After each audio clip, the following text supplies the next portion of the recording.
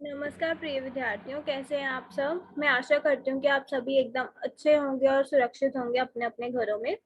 तो विद्यार्थियों, आज की कक्षा में हम आपके क्षितिज पाठ्य पुस्तक की एक नई कहानी की शुरुआत करेंगे।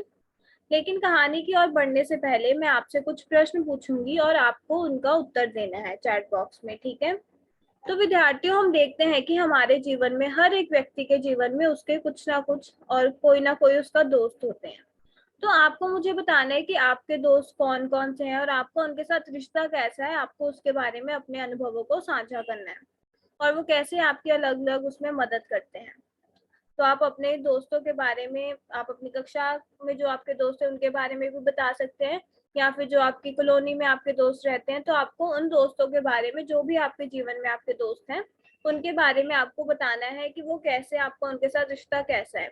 आप अपने उत्तर को कमेंट सेक्शन में लिख सकते हैं और चैट बॉक्स में भी साथ साथ में लिख सकते हैं कि आप उनके साथ कैसा रिश्ता आप उनके साथ साझा करते हो।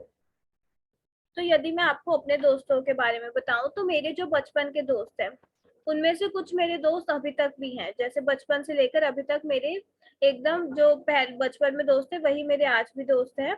और यदि मैं बात करूँ मेरे उनके साथ रिश्ते की, तो मेरा उनके साथ बहुत ही खूबसूरत और बहुत ही मतलब मेरे दिल के करीब उनके साथ रिश्ता है, क्योंकि जो भी मेरे जीवन में दुख आता है या फिर सुख आता है मैं सबसे पहले उनके साथ जाकर साझा करती हूँ। और इसी के अलावा यदि मुझे कोई समस्या होती है तो वो भी हर चीज में मेरे साथ खड़े होते हैं और मेरी समस्या का समाधान बताने के लिए वो हमेशा मेरी मदद करते हैं कि कैसे इस कार्य को या फिर इस समस्या को कैसे सुलझाया जा सकता है। तो आप भी अपने दोस्तों के बारे में बताएं कि कौन कौन आपके दोस्त हैं और किस प्रकार से आपकी वो मदद करते हैं। जी विद्यार्थी, बहुत अच्छे। तो जैसे कि आप सबने भी बताया कि आपके जो दोस्त हैं वो हमेशा आपकी मदद करते हैं, आप मिलजुल कर कार्य करते हो और सुख और दुख आप सब उनके साथ साझा करते हो, और इसी के साथ साथ आप उनके साथ खेलते हो, मस्ती करते हो। तो वो बहुत ही, हम अपने दोस्तों के साथ बहुत ही एक अच्छा रिश्ता साझा और एक अच्छा रिश्ता उनके साथ हम बांटते हैं। तो आज की कक्षा में भी हम एक ऐसी ही कहानी का अध्ययन करेंगे जो कि मुंशी प्रेमचंद द्वारा लिखी गई है, जिन्हें हम कथा सम्राट के नाम से भी जानते हैं। और इस कहानी में हम देखेंगे, इस कहानी का जो शीर्षक है वो है नादान दोस्त। और इस कहानी में हम देखेंगे कि किस प्रकार से जो दो बच्चे हैं वो कैसे अपनी जो मतलब जो भी शरारतें वो करते हैं और जो भी कार्य करते हैं वो मिलकर कार्य करते हैं। और इसमें दो बच्चों की कहानी है, एक है केशव और एक है श्यामा। तो इनके बारे में हम पढ़ेंगे कि वो कहानी में क्या ऐसा कार्य करते हैं, वो जो भी शरारतें करते हैं या फिर जो भी समस्या आती है वो मिलकर कैसे एक दोस्त की तरह वो आपस में मिलकर उसे सुलझाते हैं। तो कहानी की शुरुआत करने से पहले सबसे पहले हम जो हमारे लेखक हैं मुंशी प्रेमचंद जी, उनके बारे में पढ़ेंगे और उनके जीवन के जो मुख्य पहलू हैं उसके बारे में हम जानेंगे कि उनके जीवन के मुख्य बिंदु कौन कौन से हैं और उन्होंने हिंदी साहित्य में किस प्रकार से अपना योगदान दिया है। तो अब हम देखेंगे कि मुंशी प्रेमचंद जी द्वारा जो रचनाएं लिखी गई हैं कि किस प्रकार से उन्होंने गद्य साहित्य की कौन कौन सी विधा में रचनाएं लिखी हैं और कैसे उन्होंने इन रचनाओं के माध्यम से अपना हिंदी साहित्य में योगदान दिया है। तो सबसे पहले उन्होंने जो रचनाएं लिखी हैं वो है कहानी संग्रह और नाटक। तो ये हमारी गद्य साहित्य, गद्य की दो विधाएं हैं। तो अब आप मुझे बताएं कि कहानी से आप क्या समझते हैं। जी विद्यार्थियों, बहुत अच्छे। तो कहानी जो होती है वो एक ही घटना पर आधारित होती है, आपको ये याद रखना है कि कहानी को हम एक ही घटना पर आधारित होती है और उसमें जो पात्रों की संख्या होती है वो बहुत कम, अधिक नहीं होकर बल्कि बहुत कम होती है।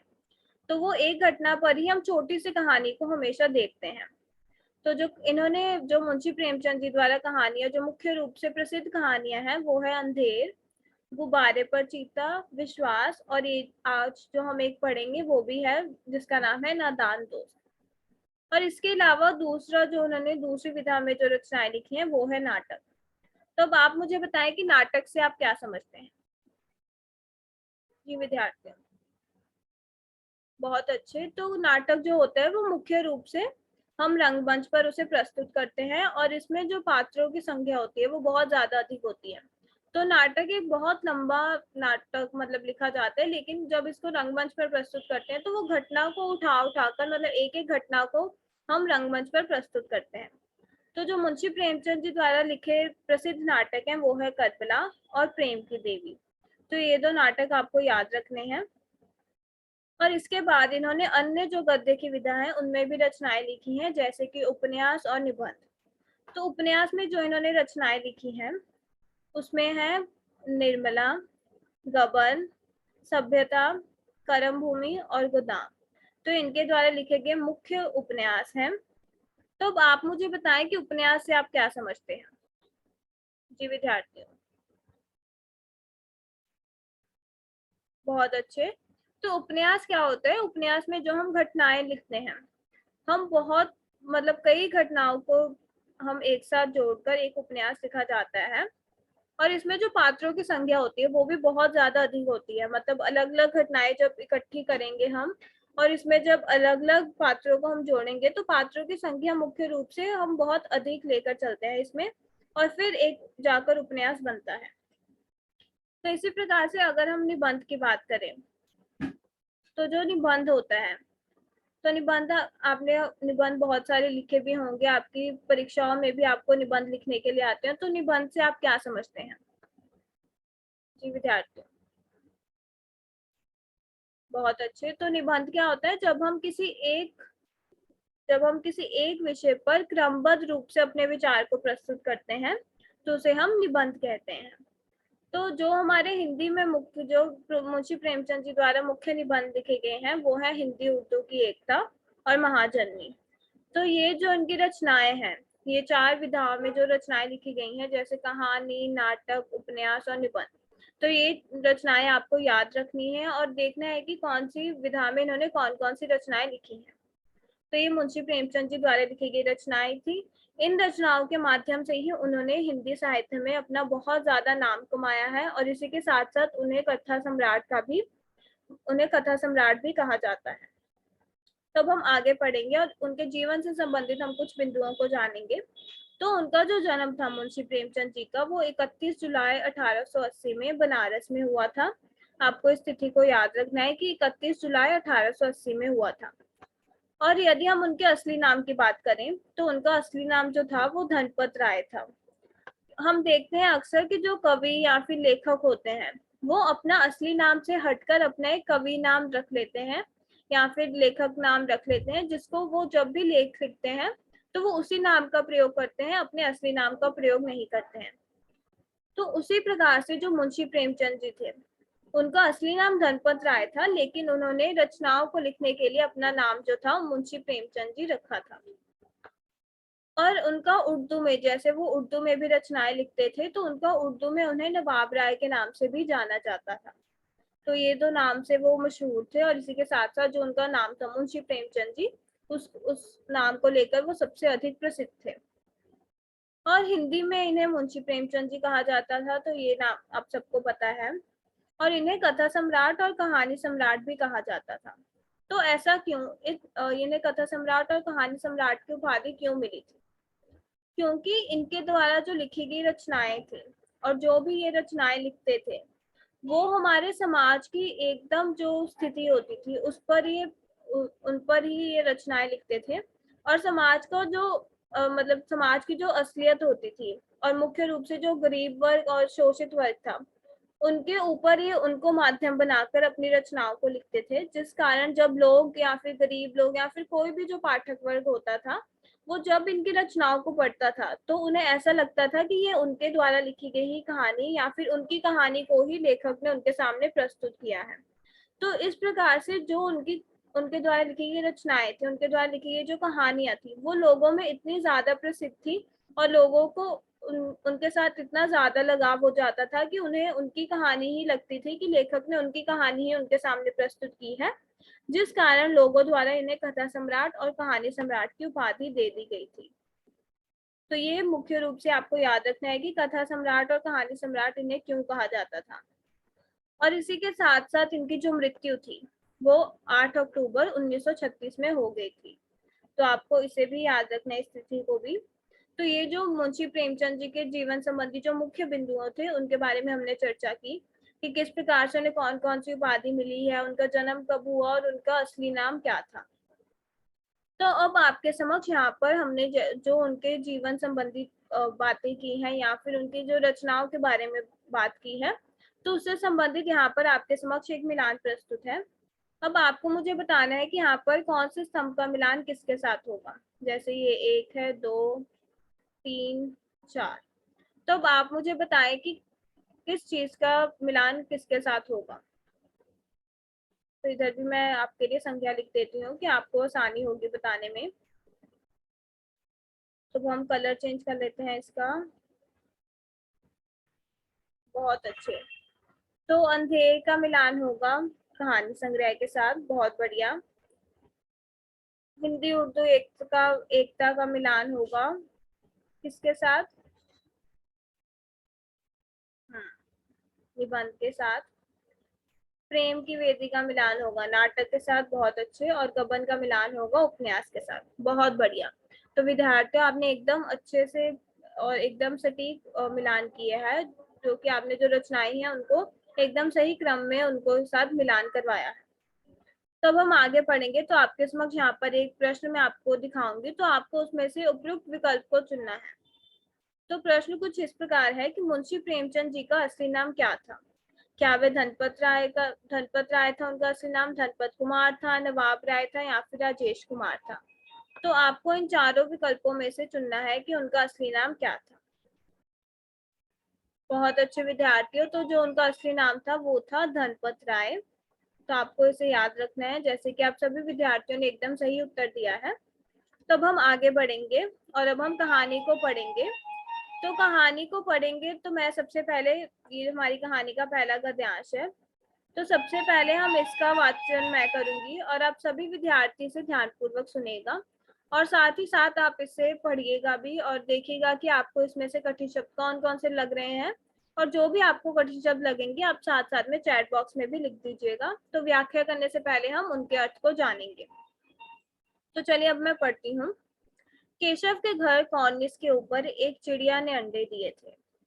केशव और उसकी बहन श्यामा दोनों बड़े ध्यान से चिड़िया को वहां आते जाते देखा करते।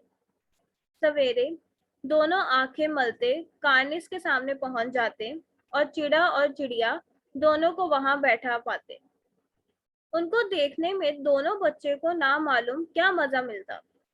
दूध और जलेबी की सुध भी ना रहती थी। दोनों के दिल में तरह तरह के सवाल उठते।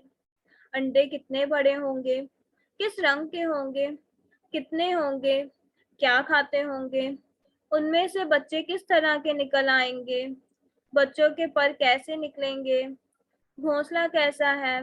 लेकिन इन बातों का जवाब देने वाला उनके पास कोई नहीं था। तो विद्यार्थियों, जैसे कि आप सबने, मैं आशा करती हूँ कि आप सबने साथ साथ में इसे पढ़ा होगा। तो अब आप मुझे बताएं कि आपने, कुछ विद्यार्थियों ने साथ साथ में कठिन शब्द यहाँ पर लिखे भी हैं, तो आप भी मुझे बताएं कि आपको इसमें से कठिन शब्द कौन कौन से नजर आ रहे हैं। तो जैसे कि आप में से कुछ बच्चों ने बोला है कि कार्निस क्या होता है, तो मैं आपको बताती हूँ कि जो कार्निस होता है, जो ऐसे खिड़की के ऊपर ऐसा जो बाहर निकला हुआ ऐसे हिस्सा बनाया जाता है ना, खिड़की के ऊपर ऐसे छत सी जो बनाई जाती है, उसे हम कार्निस कहते हैं। ठीक है। तो इसके अलावा भी मैंने यहाँ पर कुछ शब्द लिखे हुए हैं तो जिनका आपको अर्थ जानना चाहिए। जैसे कि यहाँ पर है कार्निस, जिसका अर्थ मैंने बताया कंगनी, जो कि मैंने आपको इधर इस चित्र में भी दिखा दिया है। तो इसके अलावा शुद्ध होती है जैसे कि होश ना रहना या फिर चेत खबर ना रहना। और सवेरे का अर्थ होता है सुबह। तो अब आपने जैसे कि इस गद्यांश को पढ़ा, तो अब आप मुझे बताएं कि यदि एक दो लाइनें में आपको बताना हो, आप चैट बॉक्स में लिख सकते हैं कि आपको इस गद्यांश से क्या समझ में आ रहा है, कि यहाँ पर किसके बारे में बात की गई है।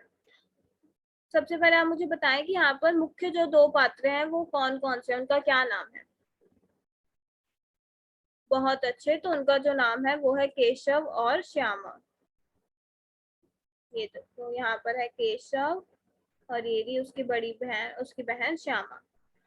तो बहुत अच्छे विद्यार्थियों, जैसा कि आप सबने बताया कि हमारे जो यहाँ पर लेखक हैं वो हमें जो कहानी के दो मुख्य पात्र हैं केशव और श्यामा, जो भाई बहन हैं, उनसे हमें परिचित करवाते हैं और हमें बताते हैं कि जो केशव है, केशव और श्यामा है, उनके घर के कॉर्निस के ऊपर चिड़िया ने अंडे दिए हैं। जैसे केशव और श्यामा का घर है और उनके घर के जो कार्निस है, जो बाहरी निकला हुआ हिस्सा है, उसके ऊपर चिड़िया ने अंडे दिए हुए हैं।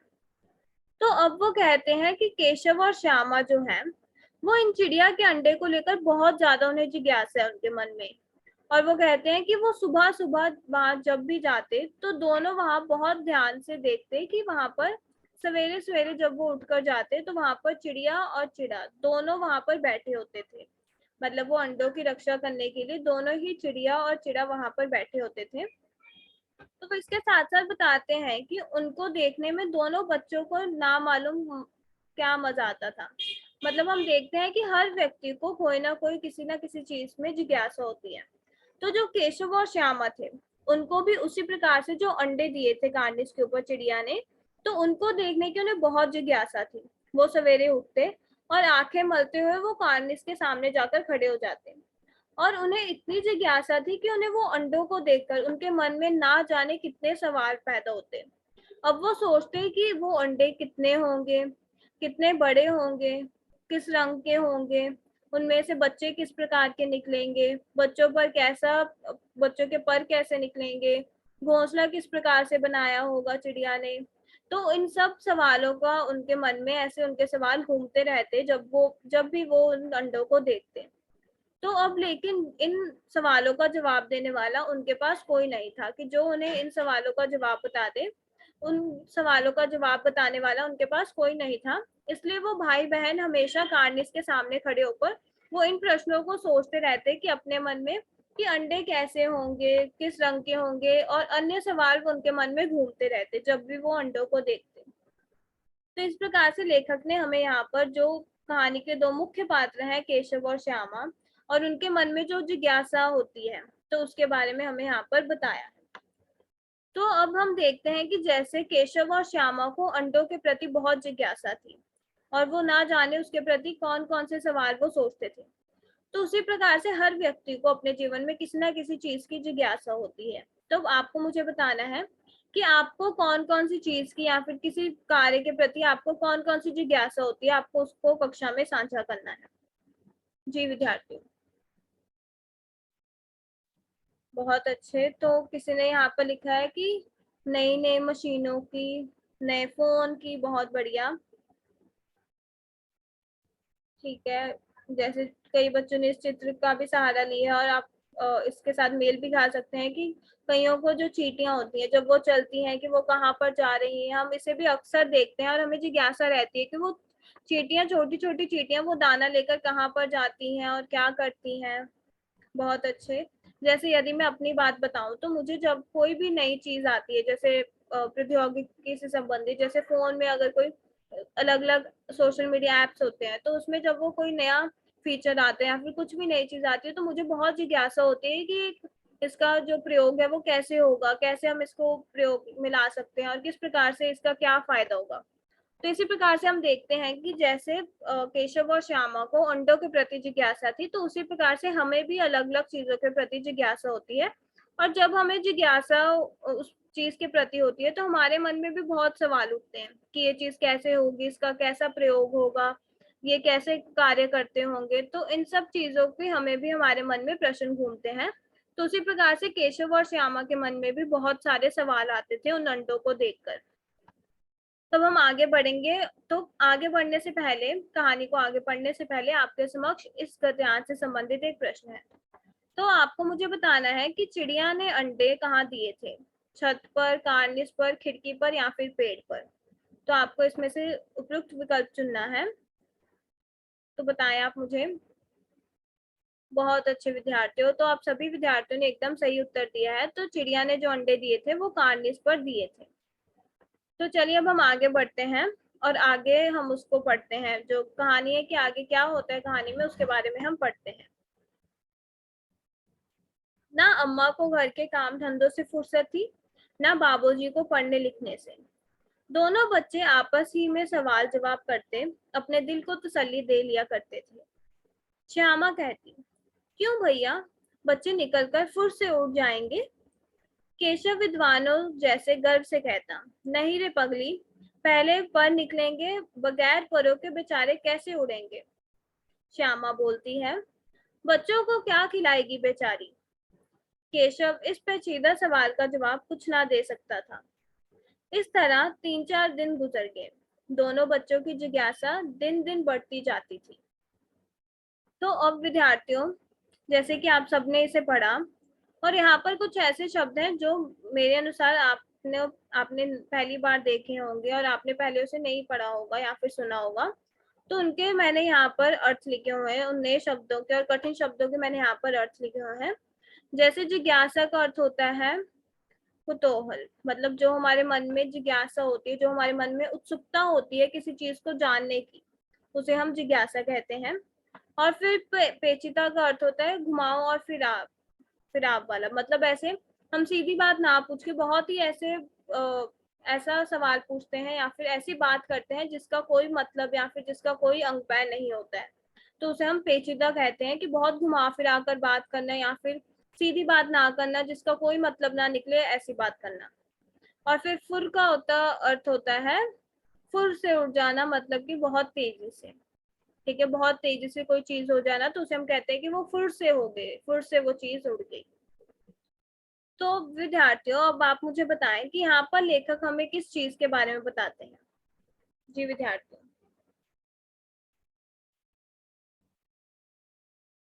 बहुत अच्छे। तो जैसे कि आप सभी विद्यार्थियों ने एकदम सही तरीके से मुझे बताया कि यहाँ पर लेखक अब बताते हैं कि जो उनके, जैसे हमने पिछले गद्यांश में पढ़ा कि उनके सवालों का जवाब देने वाला कोई नहीं था।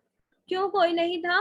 क्योंकि जो उनकी अम्मा थी वो हमेशा घर के कार्य में व्यस्त रहती थी, और जो उनके बाबूजी थे, मतलब जो उनके पिताजी थे, वो हमेशा पढ़ने लिखने के कार्य में ही लगे रहते। और इसी कारण जो केशव और श्यामा थे वो हमेशा आपस में ही सवाल जवाब करते रहते, और अपने जो मन है और अपने जो उनके सवाल थे उनको वो ऐसे सवाल जवाब करके ही तसल्ली दे दिया करते थे। और श्यामा फिर पूछती है अपने भैया से, वो कहती है कि भैया, क्या वो चिड़िया के बच्चे जब अंडे टूट जाएंगे तो क्या वो चिड़िया के बच्चे फिर से उड़ जाएंगे? तो केशव बहुत ही विद्वानों की तरह वहां पर उसको जवाब देता है। केशव ऐसा जवाब देता है कि जैसे उसको बहुत सारी चीजों की जानकारी है और उसे हर चीज का ज्ञान है। जैसे विद्वान मतलब होते हैं कि जिन्हें हर चीज के बारे में ज्ञान होता है, तो उसी प्रकार से केशव भी विद्वानों की तरह जवाब देता है कि नहीं रे पागल, पहले पर निकलेंगे बच्चों के और उसके बाद वो उड़ेंगे, बिना पर के वो कैसे उड़ेंगे। तो केशव यहाँ पर अपने आप को विद्वान समझते हुए कि उसे हर चीज के बारे में पता है, वो इस प्रकार से श्यामा को जवाब देता है। और उसके बाद अब वो श्यामा फिर से जब सवाल पूछती है कि बच्चों को क्या खिलाएगी बेचारी, क्योंकि श्यामा के मन में अब चिंता होती है कि जो चिड़िया है अब वो बच्चों को क्या खिलाएगी, कौन से वो मतलब कौन सी चीज वो उन्हें खिलाएगी, क्योंकि बच्चे तो बहुत छोटे हैं। तो केशव अब इस सवाल का जवाब नहीं दे पाता है। और अब इसी तरह जब वो ऐसे कॉर्निस के सामने खड़े रहते हैं और इसी प्रकार से 3-4 दिन गुजर जाते हैं, और उनके दोनों के मन में जो जिज्ञासा होती है, जो उस अंडों के प्रति उनके मन में उत्सुकता होती है, वो दिन प्रतिदिन बढ़ती जाती है कि अंडे में से बच्चे कब निकलेंगे और कैसा होगा अंडा। तो इस प्रकार से उनकी जो जिज्ञासा है वो दिन प्रतिदिन बढ़ती ही जाती है। तब अगली कक्षा में हम देखेंगे कि क्या आगे कहानी में क्या होता है, क्या अंडे निकल आते हैं और केशव और श्यामा आगे कहानी में क्या क्या करते हैं। तो अब आपको मुझे यहाँ पर बताना है कि हमने यहाँ पर देखा कि अम्मा, यहाँ पर लेखक ने बोला है कि अम्मा घर के काम धंधों में व्यस्त रहती थी और बाबूजी पढ़ने लिखने के काम में व्यस्त रहते थे। तो आपको मुझे बताना है कि ये जो पंक्ति है यहाँ पर लेखक ने बताई है, तो इन पंक्ति में हमारे समाज की किस स्थिति को या फिर किस ऐसी व्यवस्था को दर्शाया गया है जिससे कि हमारे समाज की जो इस समय भी व्यवस्था है उसके बारे में पता चलता है। आपको इस पंक्ति से मुझे बताना है। बहुत अच्छे विद्यार्थियों। तो जैसे कि आप सबने बताया कि इस स्थिति से हम देख सकते हैं कि जो हमारी महिलाओं की स्थिति या फिर जो हमारे समाज में पैतृक समाज जो जिसे हम कहते हैं, जो समाज वो चला आ रहा है इतने वर्षों से, तो उसके बारे में लेखक हमें दर्शाते हैं और उसके बारे में हमें बताते हैं कि किस प्रकार से जो हमारे घर की महिलाएं होती हैं उन्हें हमेशा घर के कामों में ही व्यस्त किया हुआ दिखाया जाता है। कभी उन्हें ये नहीं दिखाया जाता कि उनकी जो अम्मा है वो बाहर के कामों में व्यस्त थी या फिर वो दफ्तर के कामों में व्यस्त थी। हमेशा जो महिलाएं होती हैं वो घर के कामों में ही व्यस्त रहती हैं और उनको चार दीवारी तक ही सीमित रखा जाता है। वहीं दूसरी तरफ जो पुरुष होते हैं उनको पढ़ाई लिखाई के काम में या फिर जो दफ्तर के काम होते हैं उनके साथ संबोधित किया जाता है। और हमारे समाज की एक इस व्यवस्था की ओर भी संकेत किया जाता है कि किस प्रकार जो हमारे समाज है उसमें महिलाओं को पढ़ने लिखने की इतनी ज्यादा आजादी नहीं थी और अब जाकर कुछ हमारे समाज में परिवर्तन आए, लेकिन आजकल भी बहुत सारी जगहें ऐसी हैं जहाँ पर अभी तक भी महिलाओं को पढ़ने की अनुमति नहीं है। तो महिलाओं को हमेशा घर के काम सीखने में और घर के कामों में ही व्यस्त रहती हैं वो, और घर के काम हमेशा महिलाएं ही करती हैं।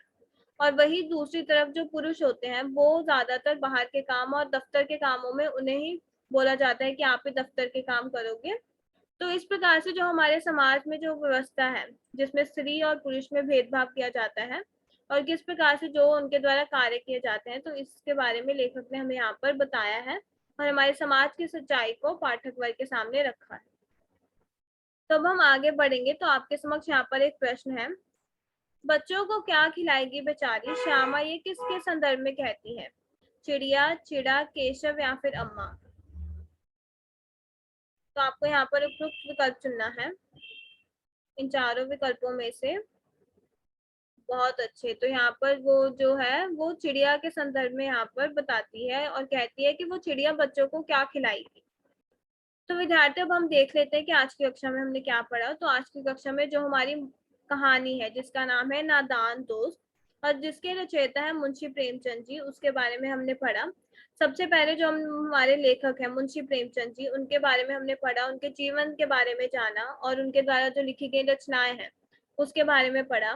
और इसके साथ साथ हमने कहानी के पहले दो गद्यांश को भी पढ़ा और देखा कि कहानी कैसे बढ़ती है और उसकी शुरुआत कैसे होती है, जिसमें हमने दो मुख्य पात्रों को पढ़ा, केशव और श्यामा। ठीक है, तो अब आपके समक्ष यहाँ पर कुछ प्रश्न है, आपको उन प्रश्नों का उत्तर देना है। तो सबसे पहला प्रश्न है कि केशव और श्यामा अंडों के प्रति इतने जिज्ञासु क्यों थे? यहाँ पर अंडों आएगा, तो वो अंडों के प्रति इतने जिज्ञासु क्यों थे? जी बहुत अच्छे। तो उनके जो कान घर की कारनीस थी उसके ऊपर चिड़िया ने अंडे दे दिए थे और उन अंडों को देखकर जैसे कि हर व्यक्ति के मन में कुछ ना कुछ किसी ना किसी चीज को लेकर जिज्ञासा होती है, तो उसी प्रकार केशव और श्यामा को अंडों के प्रति जिज्ञासा थी कि चिड़िया ने जो अंडे दिए हैं वो किस रंग के होंगे, कैसे होंगे, वो कितने बड़े होंगे और उनके पर कैसे निकलेंगे। तो इन सब चीजों को लेकर उनके दोनों के मन में जिज्ञासा थी। तो अब आप मुझे बताएं कि केशव और श्यामा के सवालों का जवाब देने वाला कोई क्यों नहीं था? बहुत अच्छे, क्योंकि जैसा कि हमने पढ़ा कि केशव और श्यामा दोनों ही जो उनकी अम्मा थी वो हमेशा घर के कामों में व्यस्त रहती थी और जो उनके पिताजी थे वो हमेशा दफ्तर के या फिर अपने जो पढ़ाई लिखाई के काम थे उसमें ही व्यस्त रहते थे। इसीलिए उनके जो सवाल थे उनका जवाब देने वाला कोई नहीं था, वो आपस में ही एक दूसरे से सवाल जवाब करके अपने दिल को और अपने मन को तसल्ली दे लिया करते थे। और तीसरा है कि मुंशी प्रेमचंद जी को कथा सम्राट क्यों कहा कहते थे? बहुत अच्छे। तो जैसे कि हमने पढ़ा था कि मुंशी प्रेमचंद जी को कथा सम्राट या फिर कहानी सम्राट उनके द्वारा जो उनकी रचनाएं लिखी जाती थी उसके कारण उन्हें कथा सम्राट और कहानी सम्राट कहा जाता था, क्योंकि उनके द्वारा जो रचनाएं लिखी जाती थी वो समाज में जो समाज की असलियत थी और समाज में जो शोषित वर्ग और गरीब वर्ग था उनकी समस्याओं को वो मुख्य आधार बनाकर ही अपनी रचनाओं को लिखते थे, जिससे कि लोगों में वो रचनाएं बहुत ही अधिक लोकप्रिय मानी जाती थी, जिस कारण उन्हें कथा सम्राट की उपाधि दे दी गई थी। तो अब आपके समक्ष यहाँ पर गृह कार्य है। तो पहला गृह कार्य है कि आपका केशव और श्यामा ने अंडों के बारे में क्या क्या अनुमान लगाए? यदि उस जगह तुम होते तो क्या अनुमान लगाते और क्यों करते और क्या करते? तो यहाँ पर क्या करते ही आएगा। तो आपको इसके बारे में लिख कर लाना है कि उन्होंने कौन कौन से अनुमान लगाए थे, पहले आपको वो लिखना है और उसके बाद यदि आप उनकी जगह होते तो आप क्या अनुमान लगाते, आपको इसके बारे में भी लिख कर लाना है। और दूसरा कार्य यह है कि आपको पाठ में आए कठिन शब्दों के पर्यायवाची शब्द भी लिख कर लाने हैं। तो ये दो कार्य आपको कर कर अपनी पुस्तकों में कर कर आपको मुझे मेरी ईमेल आईडी जो मैंने आपके साथ पहले ही आपको भेजी हुई है उस पर आपको मुझे भेजना है अपना काम करके शाम तक। तो फिर मैं देखूंगी कि आपने कौन कौन से अपने विचारों को किस प्रकार से लिखा है। तो ये थी हमारी आज की कक्षा विद्यार्थियों। अब हम मिलेंगे अगली कक्षा में। धन्यवाद विद्यार्थियों।